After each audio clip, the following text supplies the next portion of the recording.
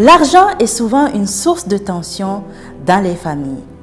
Entre les attentes, la pression sociale et le manque de communication, il crée parfois des malentendus, des frustrations, voire des conflits durables.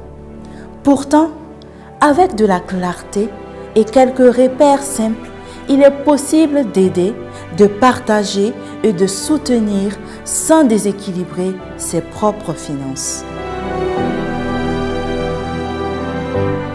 Amadou travaille à Ouagadougou. Chaque fin de mois, c'est le même scénario.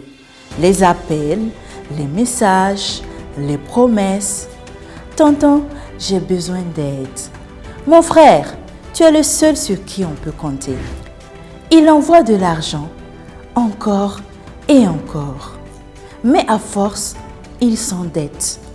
Et quand il dit non, il devient le méchant de l'histoire. Pour Amadou, comme pour beaucoup d'autres, le problème n'est pas la solidarité, c'est l'absence de limites et de dialogue clair.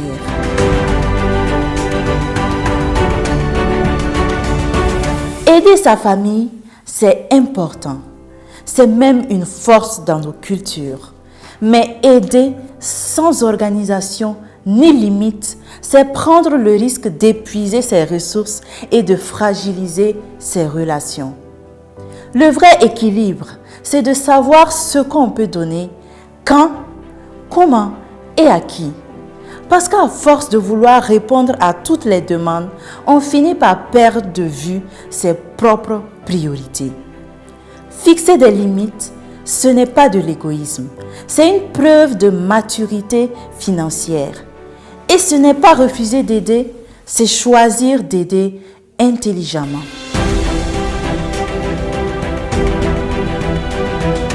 Voyons 3 zones où l'argent crée le plus souvent des déséquilibres. 1. Dans le couple, l'un est prudent, l'autre est dépensier. Résultat, des reproches, des silences, des frustrations. Conseil, parlez d'argent chaque mois, calmement. Pas pour juger, mais pour planifier ensemble.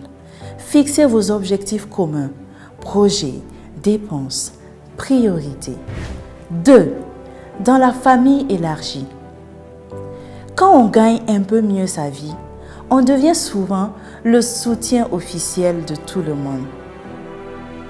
Conseil, prévoyez un budget d'aide familiale. Une somme fixe, claire, connue. Une fois dépassée, ce n'est plus possible, sans culpabilité. 3. Entre frères et sœurs. Les comparaisons, les jalousies ou les non-dits créent souvent des tensions. Conseil, mettez de la transparence au centre. Parlez de responsabilité, pas de montant. Chacun fait selon ses moyens, pas selon la pression. Voici quelques principes simples pour éviter que l'argent ne détériore vos relations. 1. Apprenez à dire non avec respect. Vous n'êtes pas obligé de dire oui à tout. Expliquez vos limites calmement. Par exemple, ce mois-ci, ce n'est pas possible. Je prévois déjà autre chose. Dans tous les cas, trouvez la bonne formule pour dire non sans offenser. 2. Planifiez votre aide. Aider, oui, mais avec un plan. Intégrez cette aide dans votre budget mensuel pour qu'elle ne crée pas de déséquilibre. 3. Faites preuve d'équité, pas d'égalité. Aidez selon les besoins réels, pas selon la peur de faire des jaloux. La vraie justice, c'est de rester cohérent. 4. Éduquez par l'exemple. Montrer comment gérer, c'est aussi une façon d'aider. L'autonomie financière des proches est la meilleure forme de solidarité. L'argent dans les familles, c'est une question d'équilibre. Aider, c'est noble. Se sacrifier sans plan, c'est risqué. la meilleure aide qu'on puisse offrir, c'est sa propre stabilité. C'était Kumafin, un podcast by Guide Impact.